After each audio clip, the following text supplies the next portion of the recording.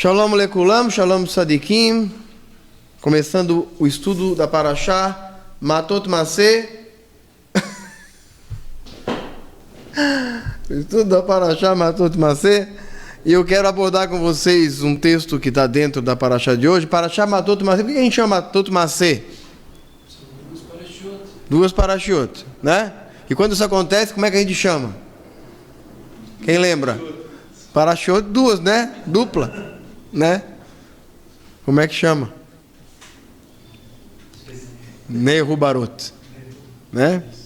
Parashá Nehubarot. Nehubarot, quando ela é lida junta. Quando que isso acontece? Quando as duas são lidas juntas, claro.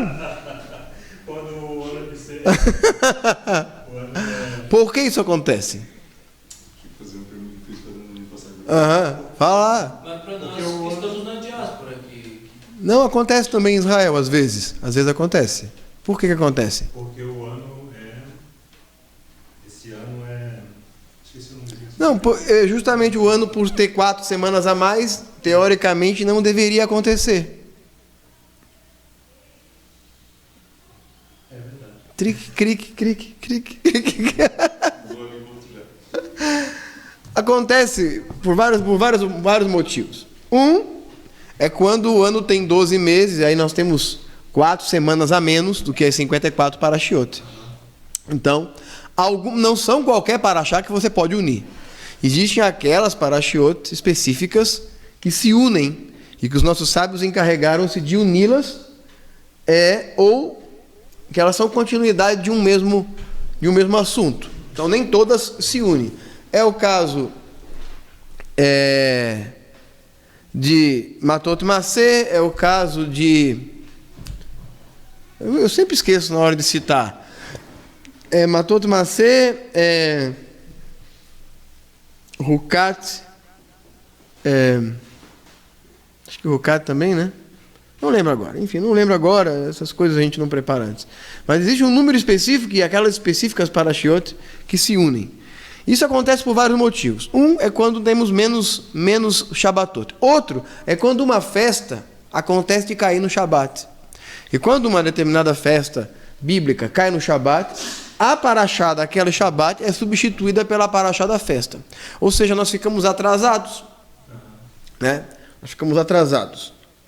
E aí, quando chegar aquela próxima parashá que se una com outra, então a gente lê ela junto. Por isso que acontece isso, ok? O que acontece às vezes também na diáspora, aí que o Levi falou, na diáspora, porque algumas festas, claro, elas ocorrem na diáspora um dia a mais. Foi o caso esse ano de... Qual foi o caso? Teve 2 festas esse ano. Que caiu, o segundo dia foi no Shabat. Foi o caso do Pessah, por exemplo, né? O segundo dia do Pessah caiu no Shabat. Considerando o calendário de Israel, no Shabat não se leu a parashá do segundo dia do Pessah, porque em Israel não se celebra um dia a mais das festividades bíblicas, só apenas a diáspora. Então em Israel se leu a parashá referente àquela semana. Como na diáspora nós substituímos a parashá pelo segundo dia, então isso faz com que a gente, às vezes, fiquemos atrasados em relação ao calendário de Israel. Até que chegue em Nehubarot. Quando chega Nehubarot, nós voltamos de novo a estar igual ao calendário de Israel. Ok? Então, às vezes você vai... Então, tem que tomar muito cuidado. Por exemplo, essa paraxá dessa semana, quando nós mandamos diariamente pelo WhatsApp as porções das aliot diárias, e a gente mandou como paraxá Matot, até quarta-feira. Depois a gente se deu conta do equívoco, havíamos consultado errado no calendário judaico, consultado considerando a leitura de Israel, não considerando a leitura da diáspora. Então, de acordo com a diáspora, a leitura é Matot Maseh. Em Israel hoje, Matot. Ok? Significa que não se terminou de ler Devarim agora em Israel. Ok? Devarim não, Bamidbar. Desculpa, não se terminou de ler Bamidbar hoje e não se começará a ler Devarim semana que vem em Israel. Mas aqui começaremos a ler Devarim semana que vem. Então isso vai acontecer às vezes. Significa que nós estávamos dentro do calendário igual, diáspora e calendário de Israel estavam iguais, e agora eles estão atrasados, nós estamos adiantados em relação ao calendário de Israel, ok? Só para explicar por que a paraxá de hoje é uma paraxá dupla. Paraxá, então, como é que chama paraxá dupla mesmo? Nehubarot. Então, paraxá Nehubarot. Paraxá Nehubarot, Matot Maseh, a paraxá dupla, ok? E uma paraxá extensa, uma paraxá com vários eventos. O principal aspecto da paraxá de hoje é Israel está colocando o povo judeu dentro da terra de Israel, finalmente cumprindo sua missão. E qual o sentido maior da paraxá? É que todos os seres humanos nascem com uma missão a cumprir nesse mundo. Esses dias eu falava com alguém, e se você perguntar para qualquer pessoa qual é o objetivo maior da religião, a fé, qual é o sentido da religião? Pergunta para qualquer pessoa, cristão,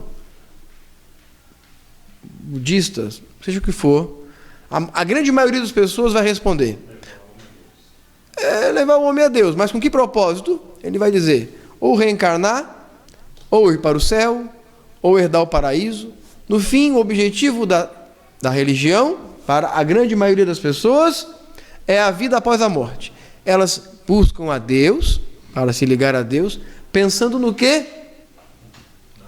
Na vida após a morte. Salvação. Ela está preocupada em o que vai acontecer com ela depois que ela morrer. Porque vai que exista realmente um inferno cheio de fogo lá, ou um caldeirão onde você vai ficar fervendo. Então vai que isso seja verdade. Então, de repente, é melhor eu me cuidar agora e ter logo uma fé. E durante toda a Idade Média, a igreja romana medieval se encarregou de colocar isso na cabeça das pessoas. É a teologia do medo, ok?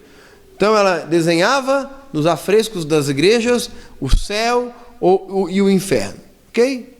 O inferno, um lugar horrível, de fogo e de tridente sofrimento, e o céu, um lugar onde você fica tocando harpa a vida toda. Eu não sei exatamente o que é pior, para falar bem a verdade para você. Se o sofrimento do inferno ou a monotonia desse céu que você fica tocando harpa a vida inteira. Eu acho que de repente o cara fala: me leva para o inferno logo, entendeu? Mas enfim, piadinhas à parte, essa teologia do medo, ela está exatamente na contramão do propósito da fé judaica. A fé judaica em nenhum momento considera a vida após a morte, seja ela a ressurreição, no nosso caso, a reencarnação para alguns, o paraíso para outros, né? Não leva a vida após a morte como o principal objetivo da fé. Muito pelo contrário. Porque estamos aqui e porque o que estamos fazendo aqui, estudando a Torá, reunidos aqui na sinagoga, por que as pessoas estão estudando com a gente, estão acompanhando a gente pela internet, por que elas estão reunidas em seus grupos, em suas famílias, afinal de contas, o que elas estão buscando? E o que cada estudante da Torá busca quando, nas letras da Torá, ele procura a essência divina. O que nós estamos buscando? Nós estamos buscando conhecer qual o verdadeiro propósito da nossa existência aqui nesse mundo. Porque se a vida fosse o objetivo da fé fosse a recompensa, ou o Olam Rabá, ou o céu, ou seja o que for, então nós não precisaríamos viver tanto tempo aqui nesse mundo. Tem um porquê? Quer dizer, até porque para aqueles que creem no mundo fora deste, então fica até um tanto ilógico tudo isso. O propósito da nossa vida é cumprir o propósito para o qual Deus criou o homem. Qual foi o propósito da criação do homem? Deus criou o homem para ser uma ligação entre ele e sua criação. Falamos ontem, na prédica do Kabbalah de Shabbat, já não era mais Kabbalah de Shabbat, enfim, não é o caso. Falamos ontem que o homem, ele é o mecanismo pelo qual Deus toca esse mundo. E que Deus colocou o homem nesse mundo como sua imagem e sua semelhança para o representar nesse mundo e para interagir. O homem é o canal de interação com Deus nesse mundo. Ok? Então nós estamos aqui para cumprir um propósito. E aquele que passa a sua vida inteira simplesmente vivendo um dia depois do outro, simplesmente vivendo de forma distraída, não consegue encontrar o seu propósito. Então, primeira coisa, qual é o propósito da sua vida? Já falei disso, estou repetindo alguma coisa, estou refrisando alguns conceitos. Eu trouxe isso um tempo atrás, essa meditação sobre a diferença entre propósito e vontade. O que é vontade?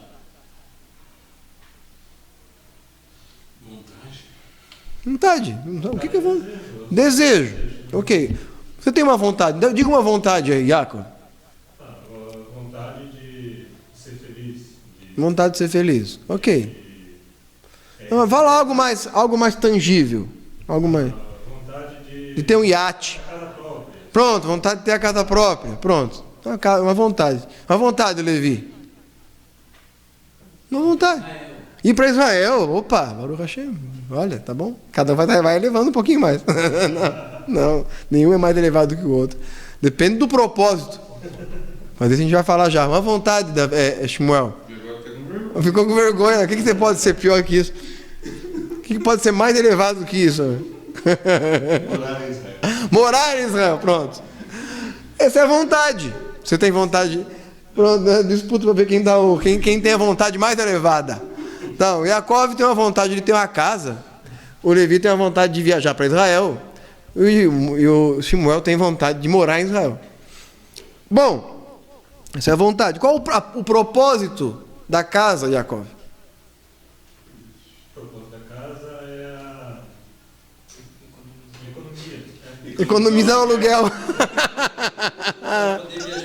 Para poder viajar para Israel. Para poder viajar para Israel. Propósito de Israel, Levi. Chegar no Kotel. Isso é uma vontade. Isso ainda é uma vontade, chegar no Kotel. O propósito de chegar no Kotel. Exato, ver com os próprios olhos. Isso ainda é uma vontade. Sim, mas é vontade de fazer. Não, mas o propósito. Eu já estou no propósito. O propósito de você estar em Israel acho que é elevação espiritual. Isso é um propósito. A busca por Hashem. Pronto. Vontade é o que eu quero. Propósito é a razão que me faz querer. Ou seja, vontade é a característica, o propósito é o benefício daquela característica. Sim, é uma forma de dizer. Ou eu posso dizer que a vontade é o mecanismo pelo qual eu realizo um propósito. O propósito está sempre na razão da vontade. Por isso que eu já estou repetindo, isso é uma mensagem já, é um repeteco, entendeu? Eu já falei sobre isso. Não é porque eu não estudei. Pelo contrário, essa foi uma das parashotas que eu mais me dediquei, porque ela tem muitos detalhes, mas o que mais me chama a atenção é, afinal de contas, qual era o propósito da vida de Moshe Rabbeinu? Qual era a vontade de Moshe Rabbeinu? Entrar na terra de Israel. Mas qual era o propósito de Deus para ele e qual era o propósito dele para si? O propósito dele para si. Ele gostaria de poder colocar o povo no lugar de onde Deus o havia tirado. O propósito de Israel era levar o povo a conclusão de sua techuvá. Essa era o propósito de Moshe, era a razão por que ele estava ali. Era muito além da vontade. Mas aí a gente, voltando ainda, o que a gente já falou lá atrás, é que o propósito de Deus para a vida da gente, o propósito de Deus para a vida da gente, ainda é mais elevado do que os nossos propósitos. Aí nós vamos entrar em Isaías, que fala, porque os meus caminhos não são os vossos caminhos, os meus pensamentos não são os vossos pensamentos, e até porque, como eu disse ontem, o nosso recipiente, ele não comportaria a sabedoria divina, e o que nós temos, se Deus fosse, por exemplo, o servidor do Google, nós seríamos um chip de 500 mega, talvez, apenas de capacidade de armazenamento, é o tamanho... Generoso, né? Hã? Sendo bem generoso. Sendo bem generoso, né? Então, o que acontece é que, enquanto nós vemos essa sala, nós somos um pontinho dentro de uma bolinha, numa grande espuma na mão do Todo-Poderoso, né? Então, esse é o nosso tamanho. Então, por que eu estou dizendo isso? Porque a forma como Hashem vê todas as coisas, ele, então, determina um propósito. E esse propósito, ele carece de certas particularidades e ele carece de certas necessidades e de certos critérios para que ele se realize. E é por isso que eu escolhi o texto para a gente começar a conversar, o texto do capítulo 31, que está dentro da Parashá de Matot, verso 19, que fala de uma mitzvah, de uma alahá, na verdade, que nós vamos enfatizar a alahá em si, mas eu quero dar o sentido moral dela, que é a chamada Tevilat Kilim, ok? Purificação dos utensílios, ok? Porque um utensílio existe. Depositar algo dentro. Não necessariamente. Nem todo utensílio é um recipiente. Ele pode ser uma faca. Uma faca é um utensílio. Pronto, de novo. Então voltamos ao início da Parashá. Todo utensílio foi feito para atender um propósito. Ok? Então, quando a gente fala de utensílio, a gente está falando de propósito, seja ele qual for. Um propósito de recipiente, um propósito de ser uma ferramenta, um propósito até mesmo decorativo em alguns casos, mas não é o caso aqui, daí não chamamos utensílios, né? Utensílios é aquilo que é útil, ornamento não entra dentro daquilo que é útil, tá? Então, vamos ver aqui, 31:19. Vocês ficarão fora do acampamento durante 7 dias. Quem matou uma pessoa ou tocou um cadáver deverá purificar com água da aspersão da vaca vermelha, já estudamos isso. E o 3º e o 7º dia, assim como vocês precisam de purificação, porque são membros do pacto, assim também. Os seus prisioneiros precisarão de purificação quando entrarem no pacto. Estou lendo aqui alguns parênteses que a minha versão traz. Todas as roupas, artigos de couro, produtos de cabra, artigos de madeira deverão ser purificados. E aqui, entre parênteses, com água de aspersão. Elazar, o sacerdote, disse aos soldados que retornarem da batalha. Esta purificação através da água da aspersão, que foi estabelecida acima, é a lei suprarracional da Torá.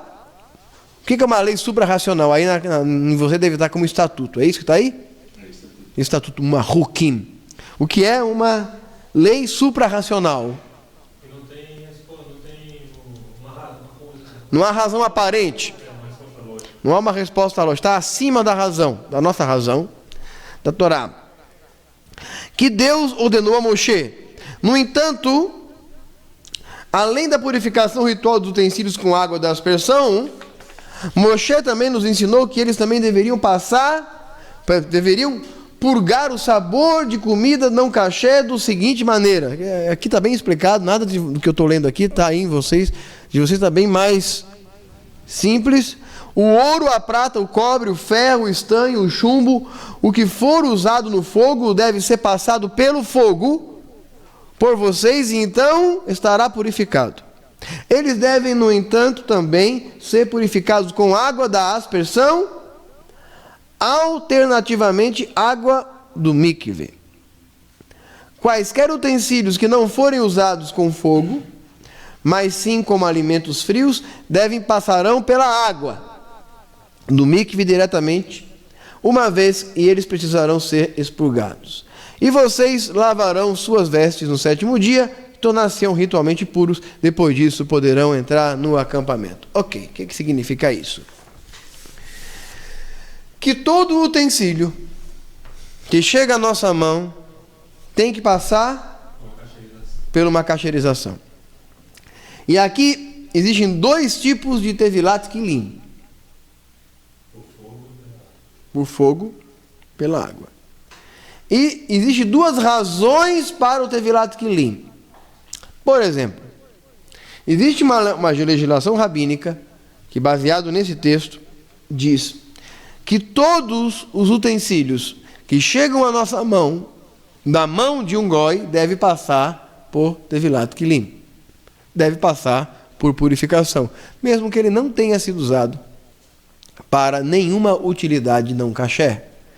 É uma tevilá de propriedade, para tornar-se propriedade sua, para passar para a sua mão, você faz tevilat kilim sobre certos utensílios. E aí há uma ampla legislação rabínica para atender esse propósito, de que pratos, de que bandejas, de que talheres, mesmo os novos, devem passar por tevilat kilim.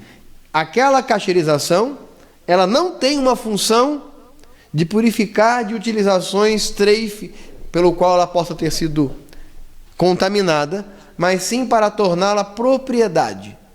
É uma forma de inseri-la dentro da nossa propriedade. Vocês entenderam? Então isso vale para utensílios novos. Tá? Teoricamente, todos os utensílios novos que chegassem à nossa mão deveriam passar, principalmente aqueles relacionados com alimentos, deveriam passar por tevilat kilim. E aí aqui ele fala de outra maneira de purificar. E aí eu vou colocar 3 maneiras. Água do mikve, água quente, em alguns casos, ou fogo. Então são 3 formas de purificar um determinado utensílio. Bom, trazendo por literal, a gente sabe que o objetivo da kasherização é tirar qualquer resquício de impureza. Ótimo. E como eu sei que aquele determinado utensílio está puro?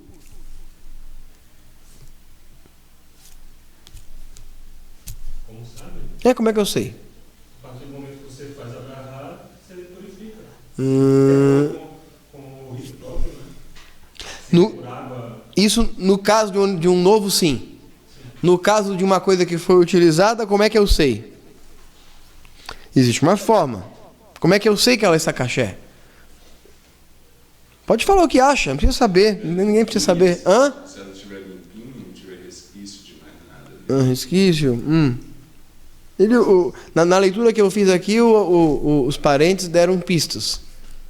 Eu li de forma corrida, mas não sei se vocês prestaram atenção. Mas por exemplo.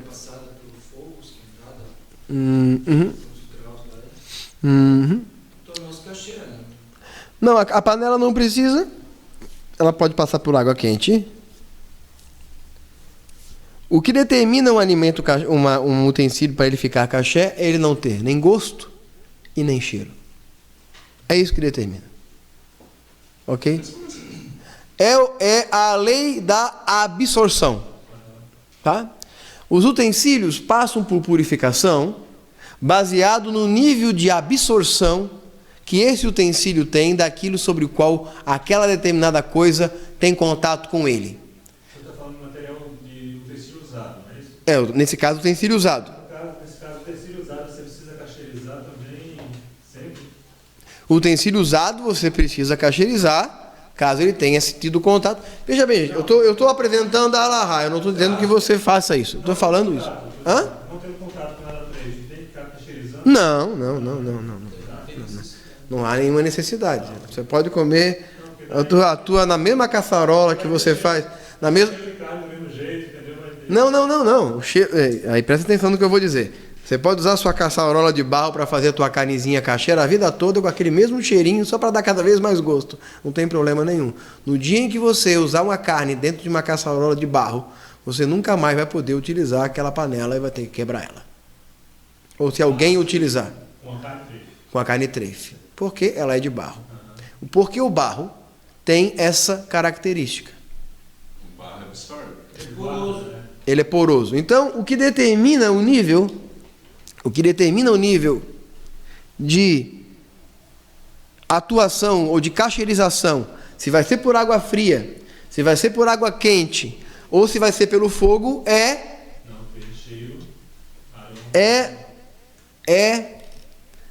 a qualidade de absorção de cada utensílio. Entendeu? E vai fazer com que a gente sinta ou não o cheiro de algum. Exatamente. Então, por exemplo, o barro, o que a Torá manda fazer com o barro? Destruir. O que a Torá manda fazer com madeira?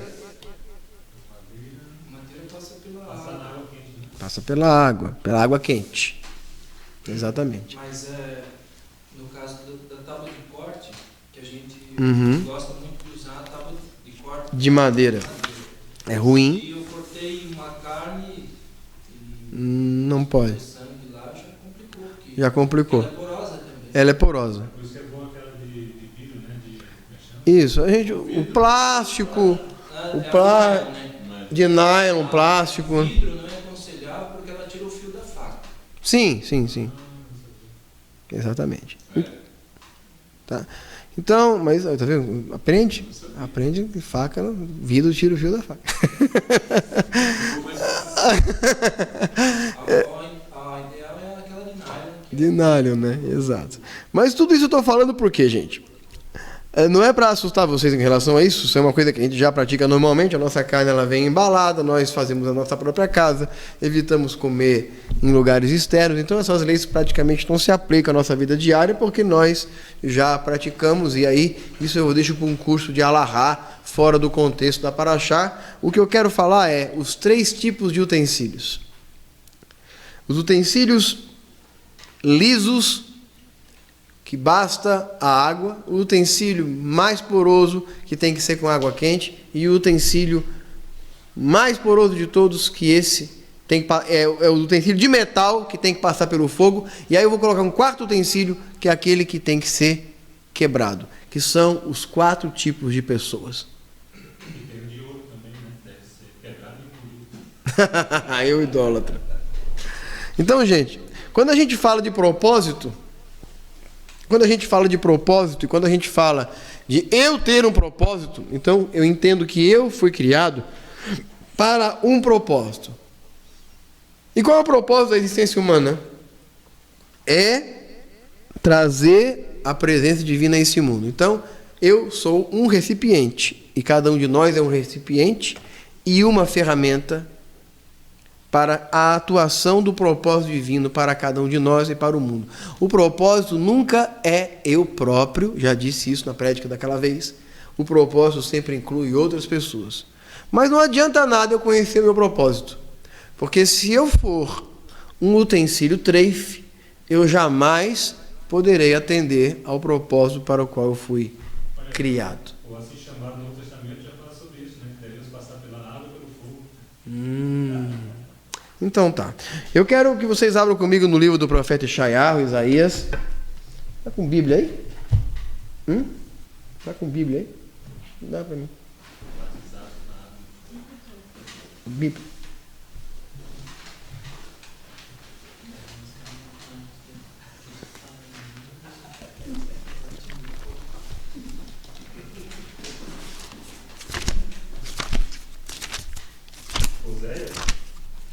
Yeshayahu, Isaías.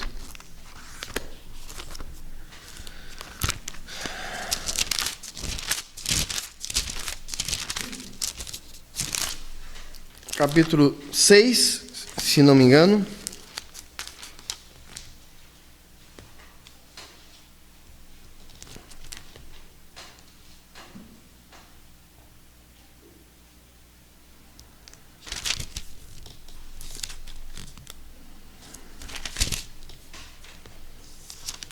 Isaías 6, verso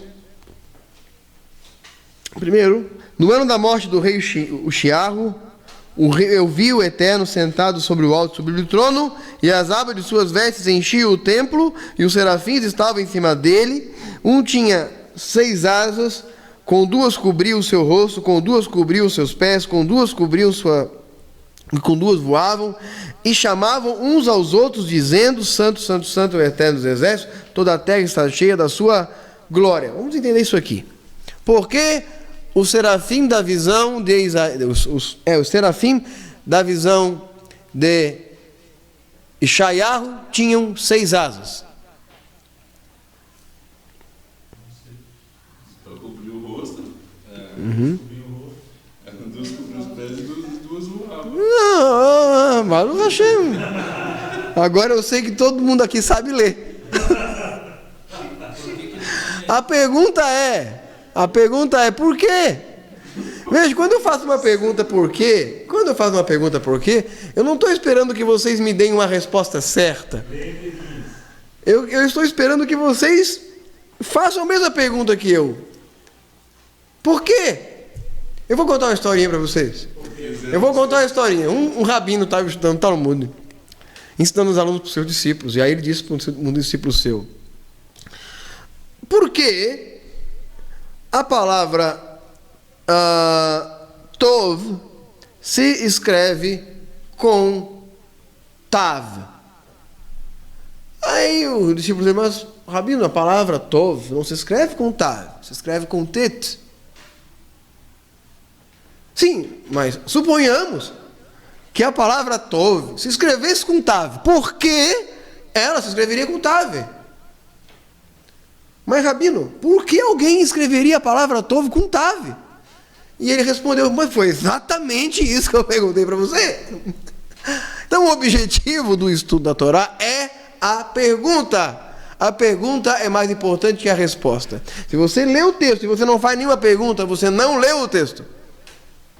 Todas as coisas que a Hashem nos traz, ele tem um objetivo. Mesmo que você não encontre a resposta, se você conseguir formular uma pergunta, você já entendeu, você já cumpriu parte do propósito da estudo da Torá. A pergunta que eu quero fazer é: por que a visão de serafim do profeta Yeshayahu aparece com 6 asas? Para cobrir o pé, para cobrir o rosto e para cobrir e para voar. Fazendo alusão a Maguen Davi. Fazer alusão a Maguen Davi. Vai. Nos 6 dias da semana. 6 dias da semana. É uma bela de Rafa lá, voadora. Essa visão ela é muito mística, assim. Mística. E até muitos dizem que as pessoas que são contra Kabbalah, Uhum. mas é mais cabalístico que isso. Sim, não é. É impossível. Agora, Eu não sou contra a Kabbalah, eu sou contra o estudo da Kabbalah por leigos, né? É bom que se diga. exatamente. É. Essa visão ela está se referindo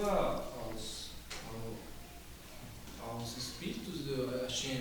Uhum. Como se ele fosse um guardião. Não, os espíritos de Hashem são 6. O do centro representa o espírito de Hashem e as suas 6 manifestações. É uma boa, é uma boa. Mais uma, vamos lá. Quero mais. Não salvou a pátria. Ele deu a resposta dele, agora você tem que dar a sua.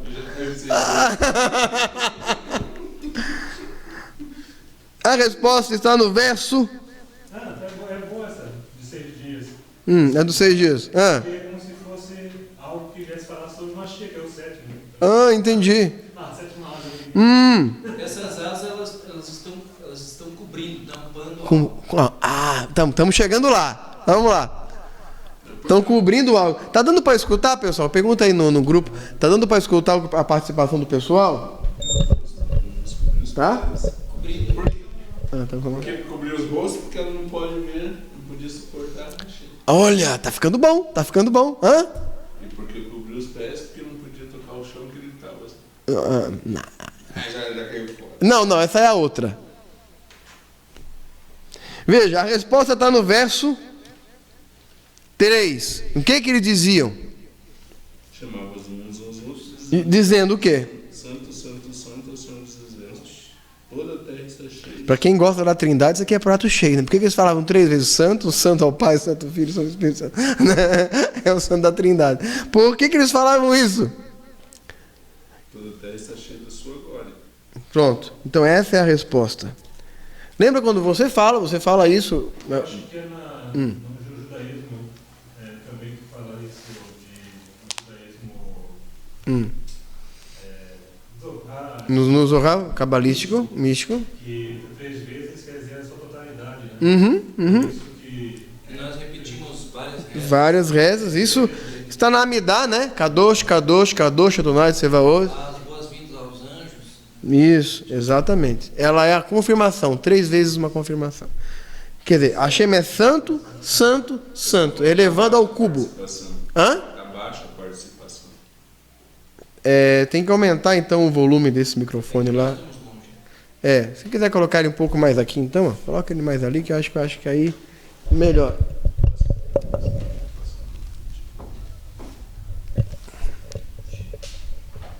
Isso, acho que aí melhorou. Tem que tirar esses livros daí. Isso aí melhora, pessoal, a gente entende o que vocês estão dizendo. Pronto. Então tá. A razão das asas da visão de Shayahu está no versículo 3º. As asas estão ali para cobrir e para proteger aqueles seres do quê? Do Criador. Da santidade divina. Então isso tem a ver de novo com o recipiente. Tá? chama ela, dá uma lua aí para ver se dá para ouvir. Agora dá. Agora vai dar. Ah, sim, já deram falar aqui que dá. Agora está dando. Então vejam. Os ossos, o rosto, tampando a visão. Não podemos ver Deus face a face, falamos ontem. Tudo que vemos de Deus é meramente por meio de uma brecha. Não sei se você chegou a ver, não deu, ficou muito tarde, né? Mas está lá, depois você assiste. Hashem se mostrou a Moshe Rabbeinu por meio de uma brecha. Ok? Então o tamanho da nossa brecha representa o tamanho da nossa capacidade de compreender a Deus. Cobrir os nossos rostos é sinal de que não podemos compreender Deus totalmente. Cobrir os nossos pés significa o nosso caminhar, significa uma conduta necessária para se aproximar do sagrado. E é preciso também voar. É preciso estar um pouco desconectado da nossa alma animal, é preciso acender a nossa alma espiritual a ponto de que nós possamos interagir com o sagrado. À medida em que nos aproximamos do sagrado, vamos cada vez mais nos aproximando, é necessário que, assim como os anjos, nós tenhamos asas nos pés, asas nas costas que nos elevem. Preciso elevação, é preciso conduta e é preciso cobrir os nossos rostos no sentido de discernir aquilo que realmente podemos conhecer. Tem a ver com a santidade divina e tem a ver com a interação do homem com o seu propósito. Dependendo do nível de cada propósito, vai exigir um rito e um comprometimento e critérios mais depurados para lidar com esse determinado propósito. E aí eu ia citar o que você sempre fala, de que quanto mais próximo do sagrado a gente se aproxima, mais, eu vou usar a linguagem que as pessoas usam lá fora, retaliações a gente começa a sofrer. Cada vez que você chega perto do sagrado, você se queima. Você se expõe. E aí, tudo aquilo que nunca dava errado, mas agora começa a dar errado, porque você está se aproximando do sagrado. E no campo do sagrado, as coisas são mais radicais, vamos dizer assim. Se expor também não é você ficar fazendo na chonrara. Não é nada disso. Pelo contrário. Vamos supor, a Terra, ela é protegida por uma camada elétrica e atmosférica que desvia a radiação solar. A camada de ozônio está entre elas, mas enfim, ela tem a camada de ozônio dentro da sua atmosfera, mas ela também tem um campo eletromagnético que também ajuda a desviar essa radiação solar, de forma que a radiação solar não incide diretamente sobre o nosso planeta. Você? Perguntaram se quer dizer então que a visão do profeta é um alerta? É óbvio, sempre é. É no mínimo isso. É no mínimo um alerta. É no mínimo um alerta. Mas quando você sai da Terra, você vai para a Lua, por exemplo, o que acontece na Lua? A Lua não tem atmosfera. Então o que acontece na Lua? Na sombra, você congela. É quase 100 graus negativos, 90 graus negativos na sombra da Lua. Na verdade, não existe sombra, né? Não existe. O lado escuro da Lua é a sombra. É o lado que não está voltado para o Sol. Porque não é sombra, é escuro total. É escuro total, exatamente. É uma escuridão total.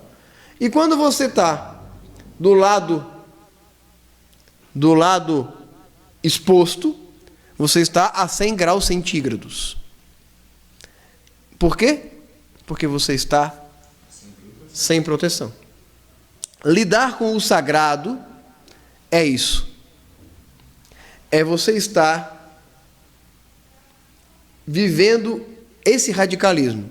A frieza da escuridão completa ou da claridade completa. E aí entra a questão da camada atmosférica que nos envolve, ou seja, são as asas. Ou seja, para que você possa interagir sem morrer com o Criador, você vai precisar de diferentes níveis de purificação e de diferentes níveis de atitudes para que essa interação não resulte na sua morte. Significa que para que você se aprofunde no conhecimento do sagrado, para que você se aprofunde no conhecimento das próprias escrituras, você precisa ter um recipiente propício. E você precisa se resguardar e de atitude, não apenas se resguardar de coisas, mas também ter atitudes compatíveis àquilo para o qual você se propõe. Porque senão o resultado será a morte. Foi o que aconteceu com Moshe Rabbeinu, quando Deus falou para ele: você quer me ver? Se você for, você vai morrer. A pergunta que o Ravé Jackson fez aqui, ele, explicando o que ele perguntou, né, que seria um alerta à palavra do profeta, no caso dos serafins, esse caso dos serafins seria como uma placa de atenção, por ele estar essas 6 asas? Sim, é no mínimo um alerta. O que o texto de Isaías quer nos dizer é que mesmo os anjos, que são seres espirituais e que não estão reduzidos à nossa natureza, eles também precisam de proteção. E eles que não são munidos de uma alma animal, precisam de proteção. Quanto mais nós, que continuamos munidos de uma alma animal. Continuamos munidos de uma alma animal. E essa alma animal, ela é altamente inflamável. Ela é altamente combustível, porque ela está em contato com a terra. E a alma animal, ela nos puxa para baixo. A nossa alma divina aponta para cima. Somos como uma vela, onde a nossa alma animal, ela está em contato com a substância de onde ela veio, contato com aquilo que é inferior, mas a nossa alma espiritual, ela aponta para o sagrado. É a disputa eterna entre a carne e o espírito, descrita de novo nas palavras de Shaul Hachalia. E de novo tem a ver com o recipiente. Diferentes níveis de recipiente têm que passar por diferentes níveis de depuração. E aqui que nós vamos entrar no versículo 4 em diante, fala: e as bases do limiar se moviam à voz do que chamava, e a casa se encheu de fumaça. E então eu disse: que o profeta falou? Acompanha aí, gente. O que o profeta falou? Ai de mim, estou perdido. Por quê? Sou um homem de lábios impuros e habito no meio de um povo de impuros lábios, e os meus olhos viram o Rei, o Senhor dos Exércitos. O profeta temeu. O profeta temeu. Por quê? Por causa que ele estava impuro. Porque ele se E o que estava impuro nele? O que estava impuro nele? Seu linguajar. Os lábios e os meus olhos. Os seus lábios e os seus olhos. Eu acho que confundiu um pouco. Ele falou que o que representaria as asas seria então utensílios envoltos em outros utensílios. Acho que ele fez um. Como assim? Ele falou o quê? Falou de utensílios, no começo e tudo. Aí ele está misturando com as asas. As asas seriam então utensílios envoltos em outros utensílios. Seriam proteções desses utensílios. Seriam camadas de proteção dos utensílios. Da mesma maneira que eu faço um determinado vaso e eu preciso depois invernizá-lo, eu preciso impermeabilizá-lo também, os utensílios precisam de camadas de proteção. Sim. E a camada de proteção dos utensílios são o que estão representando aí nessas asas. Ok. Vamos para Êxodo. Shemot.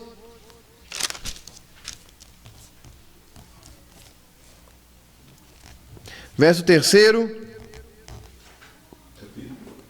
Capítulo 3, desculpa. Apacentava Moshe o rebanho de Itró, seu sogro, sacerdote de Midian, levando o rebanho para o lado ocidental do deserto, e chegou ao monte de Deus, a Horeb. Que monte era esse? Que monte era esse? Horeb.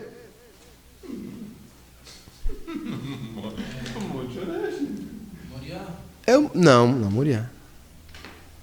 Monte Sinai. O Monte Horeb é o mesmo Monte Sinai. Ok? Na verdade, Sinai é o nome do deserto. É a península do Sinai. Todo aquele deserto do Sinai. O monte do qual Moshe recebeu é o Monte Horeb. Ok? O mesmo lugar onde Hashem falou com ele na sarça. Então, de novo, Moshe estava retornando para o mesmo lugar. Ele não foi para um monte desconhecido. Ok?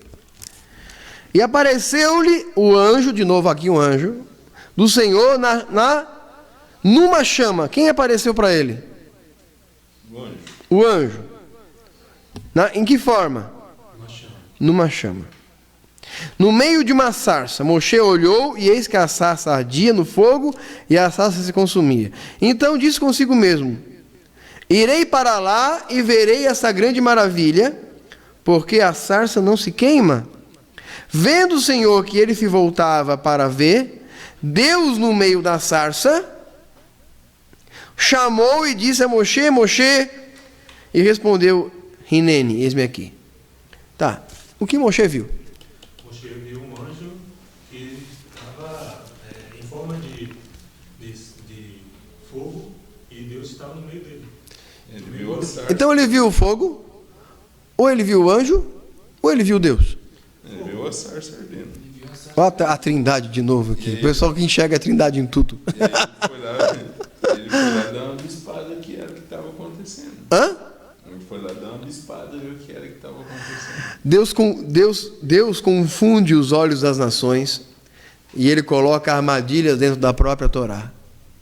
Aquilo que as pessoas enxergam aqui sempre vão acabar comprovando suas próprias idolatrias. Eu já vi gente olhar para esse texto, dizer que tem trindade, que Deus é o Pai, o anjo é o Filho, o fogo é o Espírito Santo. Eu já vi gente dizer que os 3 anjos que apareceram para Abraão também é outra prova da trindade. Eu já vi gente dizer que o santo, santo, santo é outra prova da trindade. Quer dizer, as pessoas vão sempre ver o que querem dentro da Torá. É aquele negócio, os demônios são aquilo Exatamente. que as pessoas desejam. Exato. São as armadilhas que a própria Torá que Deus coloca na sua Torá, para que as pessoas que são idólatras enxerguem aquilo que querem. Um espírito de engano da parte de Deus. Mas o próprio Moshe Rabbeinu diz, o que Moshe Rabbeinu falou? Ele falou, eu vejo uma sarça ardendo. Mas o escritor, o redator do livro de Gênesis, ele disse, Moshe viu o anjo de Deus no meio da sarça, o mensageiro. Quando eu vejo isso, então eu vou dizer o seguinte, ele viu Deus, ele viu o fogo ou ele viu o mensageiro? Viu tudo. Hã? Viu tudo. Vamos, aguenta um pouquinho aí, vamos para Hebreus. Será que a gente vai conseguir fechar todos esses parênteses que a gente está abrindo? Hebreus.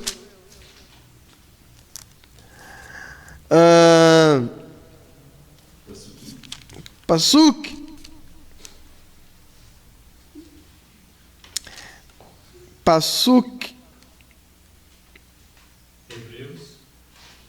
Pasuk 5 do capítulo 1. Pois a qual dos anjos jamais disse, tu és meu filho, hoje te gerei, outra vez, eu lhe serei por pai, tu me serás por filho? De novo aqui, uma questão de adoção, né? Em relação à Machia, mas não vem ao caso, não é o assunto. E novamente, ao introduzir o primogênito no mundo, diz, todos os anjos de Deus se prostram diante de ti, e ainda, quanto aos anjos, diz, aquele que os seus anjos, esse é o texto que eu queria, aquele que a seus anjos faz ventos, aquele que os seus anjos faz ventos, e a seus ministros labaredas de fogo. O que significa isso?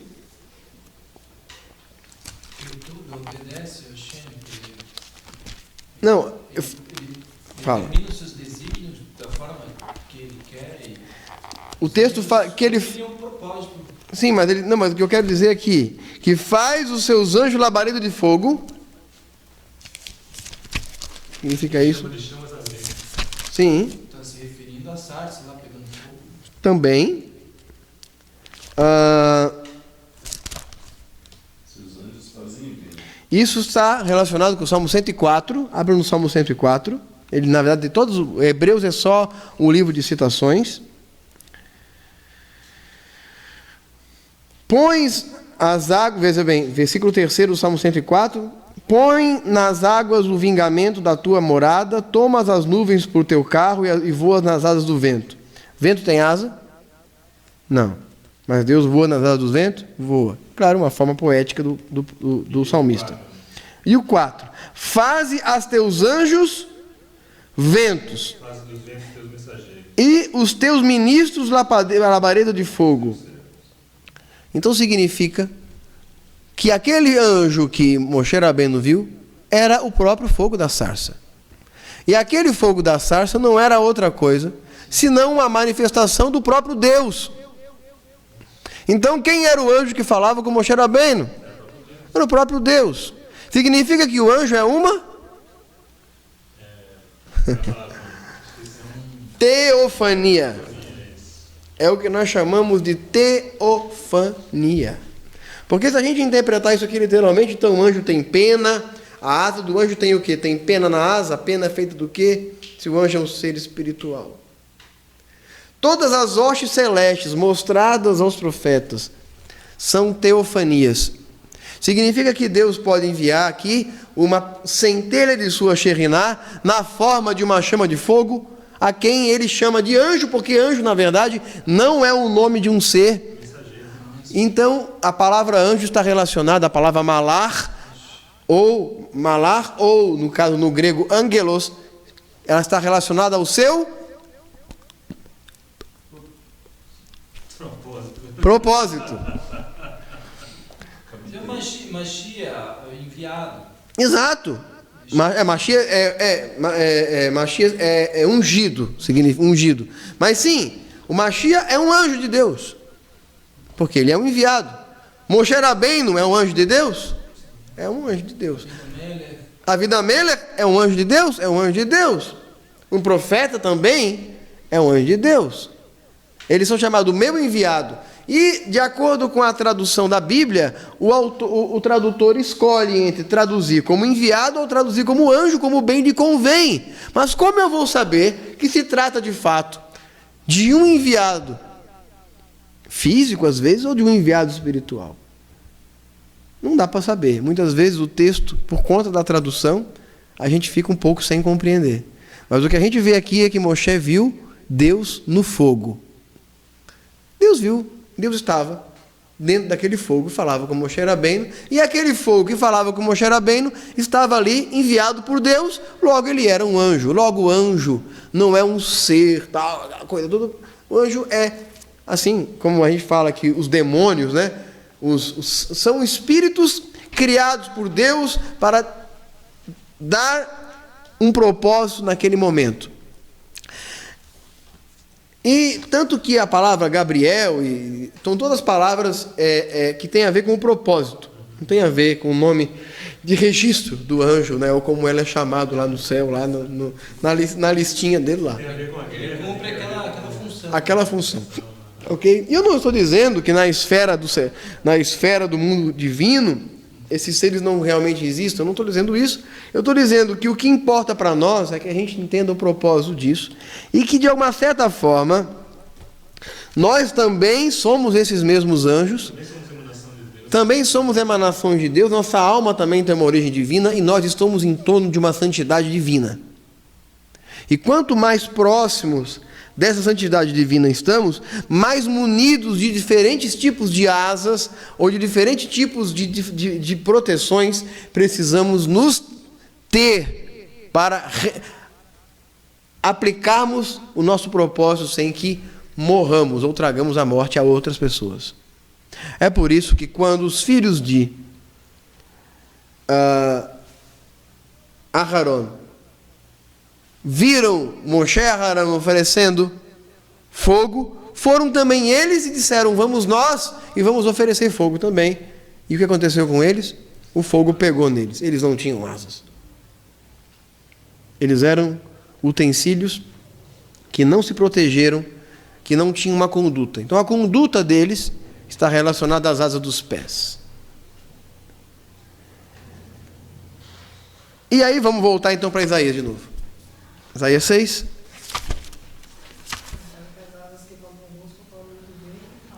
O que veio, o que fala. Exatamente. E o que ouve. Uhum. Ou seja, a nossa interação. A nossa interação com o sagrado. Isso que convém àqueles que querem se aproximar do sagrado, se limparem, estarem preparados. Isso, mas mais do que isso, estarem protegidos. Então são dois estágios que eu queria falar aqui. Um, o estágio da purificação, e outro, o estágio adicional da proteção. Não basta apenas querer. Não basta querer. É preciso ser um recipiente devidamente purificado e protegido por determinadas proteções. Ok? A Luciana falou, os idólatras verão Hashem literalmente sentado no trono, no caso da visão de Isaías. Veriam, sim, exatamente. A Nehama falou, Moshe viu a sarça que naquele instante de situação estava simbolizando Hashem, que através também da mente dele se fez conhecido como lhe melhor prover. Já que escreveu... O que ele está dizendo, o que ela está sugerindo é que de fato a sarça não estava ardendo e que de fato o que Deus deu a Moshe Rabbeinu foi uma visão. Isso. É uma percepção possível, uma leitura possível do texto. Através do fogo, manifestação de Hashem através do fogo, para assim convencer Moshe de sua presença. Nós também não somos ou podemos ser considerados anjos do Eterno quando realizamos uma luta? Claro que sim. Obviamente que sim. Né? Quem que falou essa? Também falou? Sim. Então, Isaías 6... Vamos voltar para Isaías 6 de novo. Então vamos lá. E aí ele falou isso. Então o profeta temeu. Veja, o profeta temeu. O que é um profeta? O profeta é um recipiente. O profeta é um recipiente. Ele recebe uma coisa e ele transfere essa coisa para outro lugar. Então, você tem uma jarra de suco e você quer servir café. Você vai usar a jarra de suco para servir café? Não, você não quebra. Não, ela vai quebrar. Mas vamos supor que ela não quebre, ela vai esfriar o café. Então ela vai perder sua utilidade. Cada coisa foi feita para utilidade, para uma determinada utilidade. E aí o profeta temeu. Eu tenho lábios impuros e habito no meio de um povo de impuros lábios. eu vou morrer. Eu não sou o cara para o trabalho. Eu não sou o cara certo para o trabalho que o senhor está querendo de mim. Eu já estou entendendo tudo. O senhor está dando essa visão aí, um monte de negócio de uns anjos aí com um monte de asa aí. Eu já estou vendo tudo porque essa história eu já conheço. O senhor fez a mesma brincadeira com o Moshe. Ele só se ferrou naquela história lá. É sempre o mais fraco que se... Né? A corda sempre arrebenta para o lado mais fraco. Essa brincadeira o senhor já fez com o Moshe e o senhor está querendo fazer ela comigo. E até eu esqueci de ler essa parte. Vamos voltar de novo para Êxodo. Voltar para Êxodo 3, de novo. Quando o Ixaiarro, ele começou a ver um monte de anjos, o trono de Deus, ele falou, pronto, já sei. O último que aconteceu isso daí foi chamado para uma missão. Ele falou, eu é que não quero isso aí para mim. Ele não conseguiu nem entrar na missão. E aí Moshe falou assim para Deus, eu sou o Deus de teu pai Abraão, Isaque e Jacó, Deus. E Moshe escondeu o rosto. Aí os anjos já estavam com o rosto coberto. Porque temeu olhar para Deus. Veja, Moshe Rabbeinu aqui temeu olhar Deus. Por quê? Como é que aqui ele fala? Vou lá e vou ver o que é isso. E aqui ele fala que temeu olhar a Deus. O que significa? É que ele não sabia que era Deus, estava ali quando viu que era Deus. Então, existem dois processos da caminhada da Techuvá. Uma baseada na curiosidade. E a outra é quando você se dá conta do com que você está brincando. O que é que você se meteu? Em que você se meteu. Aí você fica com medo.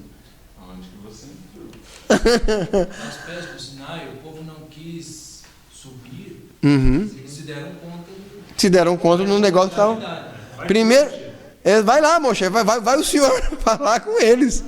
Nós vamos ficar aqui, entendeu? Vamos ficar aqui orando por você. Intercedendo por tua vida. O senhor vai lá. Vai lá, força, força. Força, força, Razak, Razak. Vai lá. Tamo junto. Hashtag tamo junto, Moshe. Só que não. Aí Moshe temeu.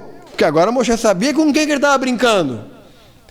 Então é muito fácil, o pessoal acha tudo muito bonito, vamos para o judaísmo, oh, coisa linda o judaísmo, olha coisa bonita, aquelas adorações, todas bonitas, uma língua bonita, rapaz, aquele negócio, aqueles panos que eles usam, eu acho tão lindo, aqueles panos, né, com aquele negócio preto, aquele negócio na cabeça, aquele canto, acho aquele, tudo muito bonito lá.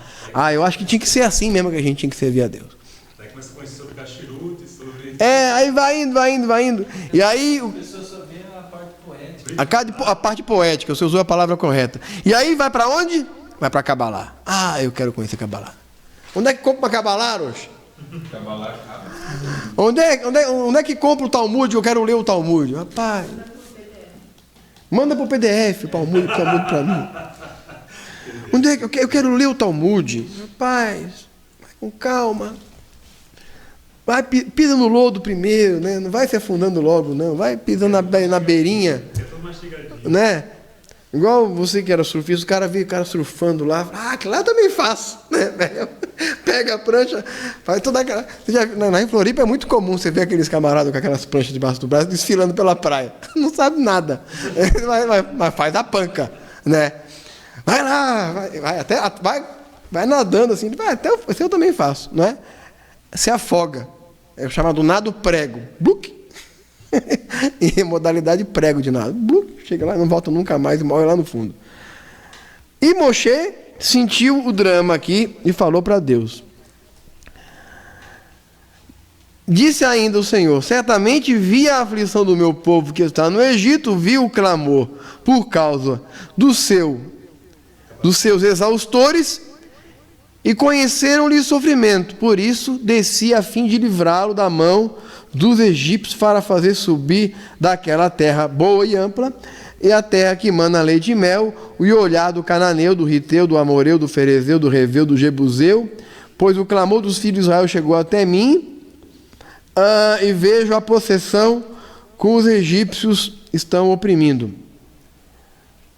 Aí Moisés pensou assim,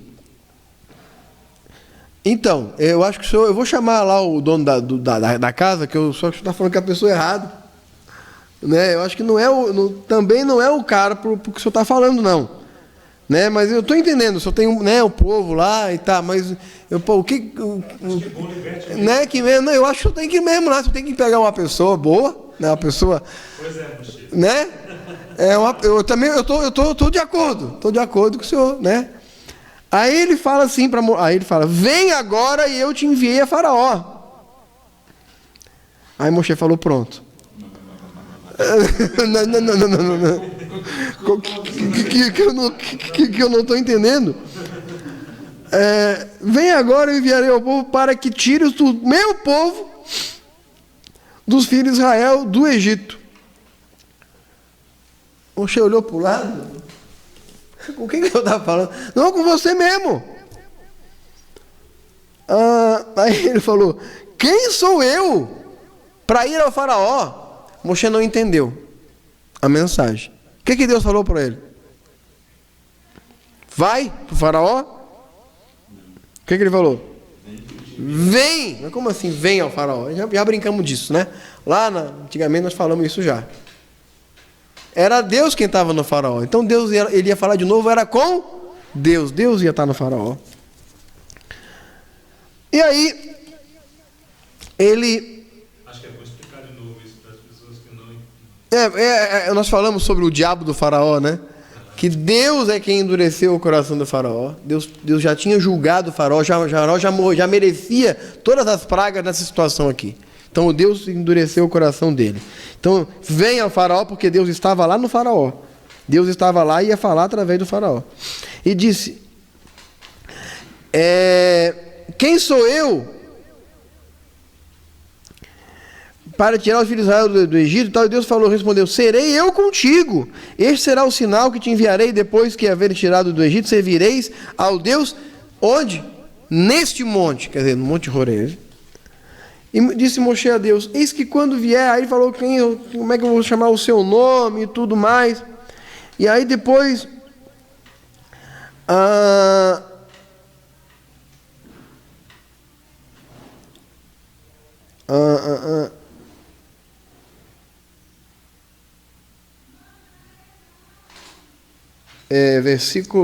capítulo 4, verso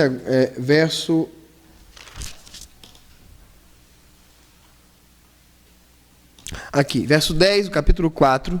Então disse Moisés ao Eterno: Senhor, eu nunca fui eloquente. Eu não gostei dessa tradução. Como é que diz na Torá? Passou que 10 do capítulo 4. Nem outrora, nem depois que falaste. 10 do capítulo 4. De Êxodo. Moisés?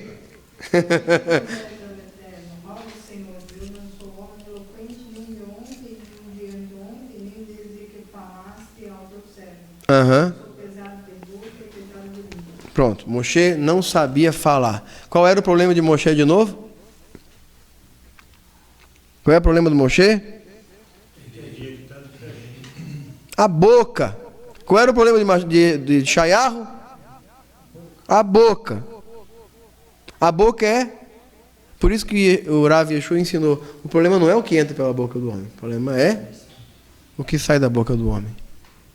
Porque o recipiente não é apenas aquilo que tem algo dentro de si, mas ele tem que ter um bico ou uma abertura compatível àquilo para o qual ele pretende servir. Se café, se chá, se leite, se suco. Então,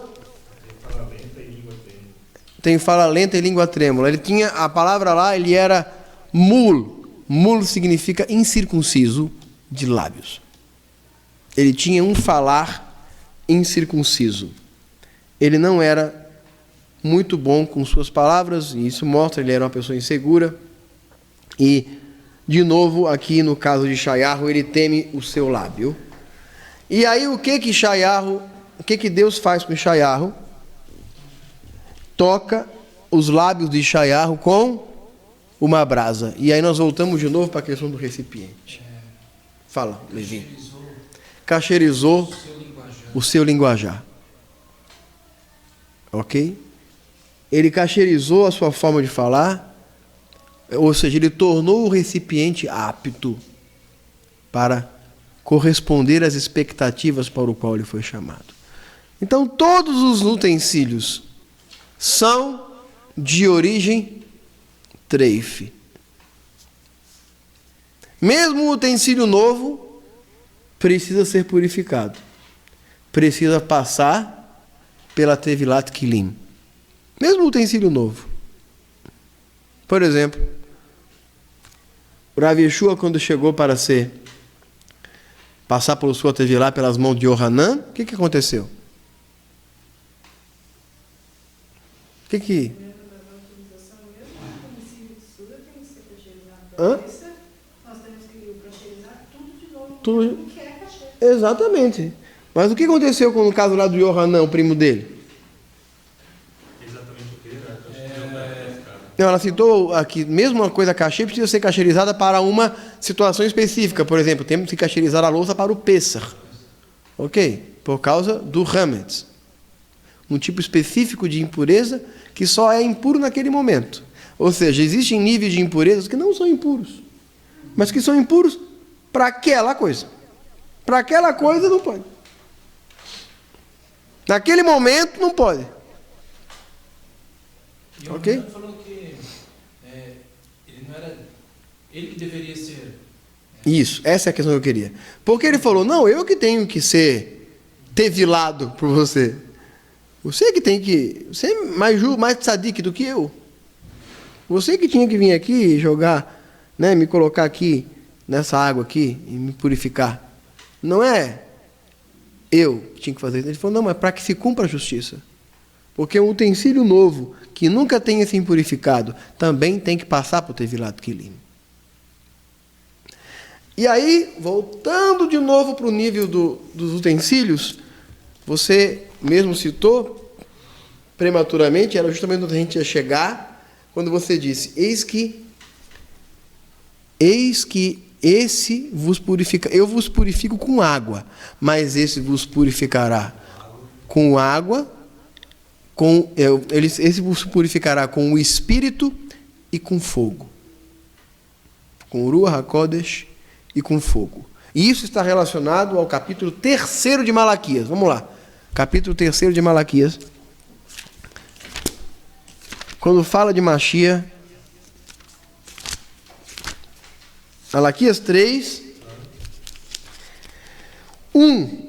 Eis que eu envio o meu mensageiro que preparará o caminho diante de mim, e de repente virá ao seu templo o Senhor, a quem vós buscais, o anjo da aliança, o Malach Abeirit, a quem vós desejais. Eis que vem, diz o Eterno dos Exércitos, mas quem poderá suportar o dia de sua vinda? Quem poderá subsistir quando ele aparecer? Porque ele é como o fogo do ourives e como a potassa dos lavandeiros. Potassa é sabão. Lexívia, sabão. Potassa misturada com gordura, nós temos o sabão, né? Ou seja, qualquer substância capaz de lavar, ou seja, está falando da água e está falando do fogo, e que tem a ver com cada utensílio. O que significa? Como a difundir a prata, separando-a da escória, trará purificação aos filhos de Levi. Pronto. Refinando-os como o ouro e a prata. Refinando como o ouro e a prata. Vou ler novamente aqui para que as pessoas possam ouvir. 3. Assentar-se-á como fogo derretedor, purificador da prata, purificador dos filhos de Levi, refinará o ouro como a prata. Eles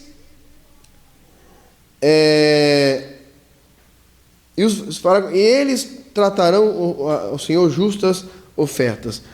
Aqui fala diferente. Aqui diz assim, trará a purificação aos filhos de Levi, refinando-os como o ouro e a prata, para que se tornem perante o Eterno aqueles que lhe apresentarão oferendas por retidão.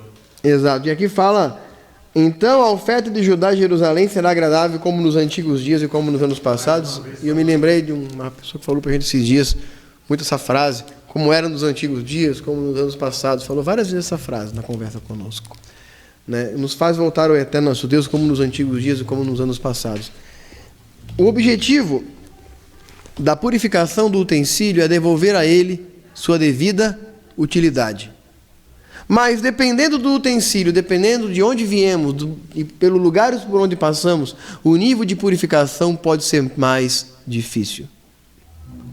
Alguns se purificam com água fria, outros se purificam com água quente, outros se purificam pelo fogo. Isso vai depender do nível de contaminação de cada um de nós e vai depender do quanto cada um de nós é capaz de suportar. O plástico não pode passar pelo fogo, mas também não pode ser usado para determinados fins. Ou seja, cada um de nós deve encontrar o seu devido propósito dentro do plano divino e precisamos inevitavelmente entendermos o processo de purificação, de cacherização envolvendo a nossa vida e o fogo que está diretamente atrelado a devolver a nós o nosso verdadeiro potencial. E é por isso que as dificuldades da vida acontecem. É por isso que tudo é para o bem. Porque é o fogo. Porque Deus purifica Israel por meio do fogo. E o fogo, voltando para a Nova de Ave, o fogo que destruiu o templo, o mesmo fogo que destrói, também é o fogo que derrete o ouro, também é o fogo que ornamenta. Então, todos os aspectos de nossa vida, todas as ocorrências da nossa vida, precisam ser interpretadas à luz. Precisam ser interpretadas à luz desse princípio. O princípio de que tudo está nos depurando, está nos transformando no recipiente para o qual fomos criados para exercer um propósito. Esse é o objetivo maior. Uma vida só de coisas boas jamais teria a capacidade de nos purificar. É preciso passar pelo fogo. É preciso passar pelas coisas difíceis para nos tornarmos aptos. É isso. Acompanhe nossos demais vídeos no nosso canal, que o Eterno continue nos ajudando a entender os propósitos para cada um de nós. Que assim como Moshe Rabbeinu, cada um de nós tenhamos em mente qual é o propósito, o que Deus quer para mim, tanto para mim mesmo, para a minha família, para o mundo, para as pessoas e principalmente desobstruindo o nosso canal de relacionamento com Ele, porque Ele é a fonte e a origem e o endereçamento de todo o propósito dessa existência. É isso. Shalom lekulam. Shalom tzadikim.